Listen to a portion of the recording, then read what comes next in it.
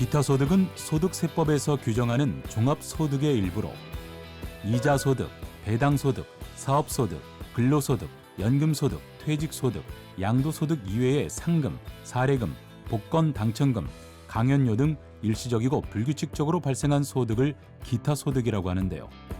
그렇다면 기타소득은 종합과세와 분리과세 중 어떤 과세 방법을 선택하는 것이 유리한지 기타소득에 대한 과세 방법, 지금 알아봅니다.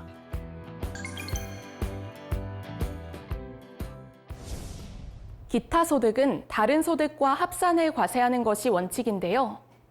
하지만 기타 소득 금액의 연간 합계액이 300만 원 이하인 경우에는 납세자가 원천 징수에 의해 납세 의무가 종결되는 분리과세를 선택하거나 다른 소득과 합해 종합과세를 적용받을 것인지 선택할 수 있습니다. 다만 기타 소득 금액이 300만 원을 초과하는 경우에는 선택의 여지 없이 종합해 과세하는데요. 여기서 기타 소득 금액은 해당 과세 기간의 총수입 금액에서 이에 소요된 필요 경비를 공제한 금액으로, 따라서 기타 소득 금액이 300만 원이라는 것은 강연료의 경우 60%를 필요 경비로 공제한 금액이므로 실제 강연료를 750만 원 수령할 것으로 추정할 수 있습니다. 그리고 이때 실제 소요된 필요 경비가 60%를 초과할 경우에는 실제 소요 경비를 필요 경비로 공제할 수 있습니다. 그렇다면 기타 소득 금액의 연간 합계액이 300만 원 이하로 분리과세와 종합과세를 선택할 수 있을 때 어떤 과세가 유리한지 지금부터 하나씩 알아보겠습니다. 먼저 분리과세란 주택 임대소득을 비롯해 금융소득, 기타소득 등 특정 소득을 종합소득에 합산하지 않고 원천 징수에 의해 납세 의무가 종결하는 것을 말하는데요.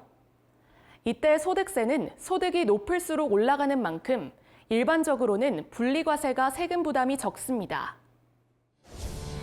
다만 특정 소득 외에 다른 소득이 거의 없어 납세 의무자의 여러 가지 소득을 합친 금액을 과세하는 종합과세가 유리하다면 종합과세를 선택하면 되는데요. 즉, 일반적인 기타 소득의 경우 원천 징수세율은 20%이고 종합소득세율은 최저 6%에서 최고 45%까지 있으므로 다른 소득과 합산에 적용받는 세율이 기타 소득 원천 징수세율보다 낮은 경우에는 종합과세가 유리합니다. 연간 총급여에서 소득공제, 세액공제를 하고 난 다음 금액을 과세표준이라고 하는데요.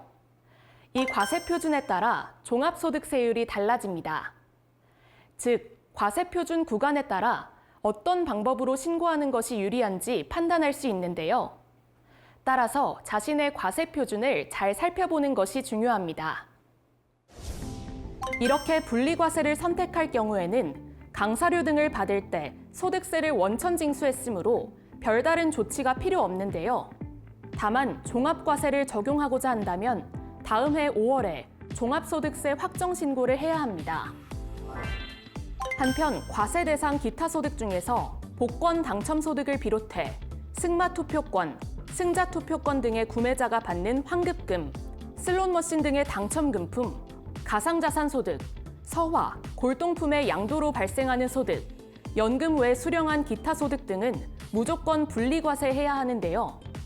이때 분리과세는 원천 징수함으로써 납세 의무가 종결되지만 가상자산 소득은 종합소득세 확정 신고 기간에 분리과세 신고 납부해야 하며 기타 소득의 원천 징수세율은 일반적인 경우 20%이지만 복권 당첨금, 승마 투표권 등 환급금, 슬롯머신 당첨금품 등의 3억 초과분은 30%가 적용됩니다.